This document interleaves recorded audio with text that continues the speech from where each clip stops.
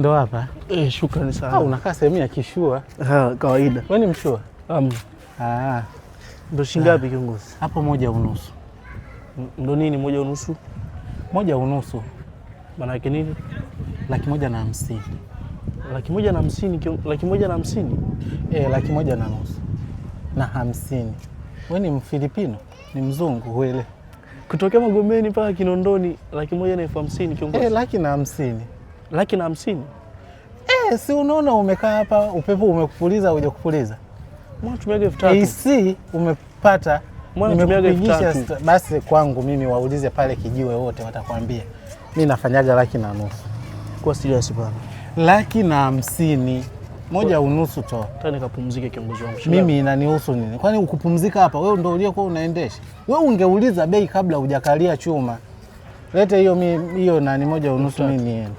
1.5 bro. 150 ipi? Bosi. 150. Wewe waulize pale watu wote. Sina hiyo hela baba. Kama una hiyo hela kalia chuma nikurudishe niliko kutoa mimi. Kama una hiyo hela kalia chuma. Tena kuna wenzio nao walikuwa wanabisha hivyo hivyo. Kaenda kuwabamiza kwenye mabanzi huko, mimi hata sijali lolote. Kalia chuma tuondoke nikurudishe kama una hiyo hela. Niambie bei bana. 1.5. Hebu basi kama una nanilia kalia chuma hicho mimi nanilia. Kalia chuma mimi tuondoke. Nikupeleke ninakotaka mimi. Kwa mstaarabu shingapi? Mimi mstaarabu. Wewe ndio unadharau kazi za watu. 1.5. Toa. 1.5 hivi okay, 140. 140? Toa 140. Yaani 140. Kama huna basi kalia chuma tuondoke. Umbali wa shilingi 3000 bosi.